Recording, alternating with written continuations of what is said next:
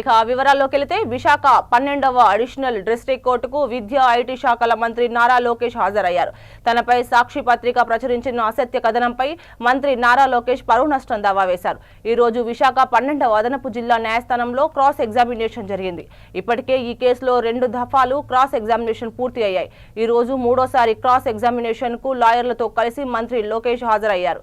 చిన్నబాబు చిరుతిండి 25 లక్షలండి శీర్షికలో 2019 October 22న సాక్షి పత్రిక అసత్య కథనం రాసిందని లోకేష్ ఫిర్యాదు చేశారు.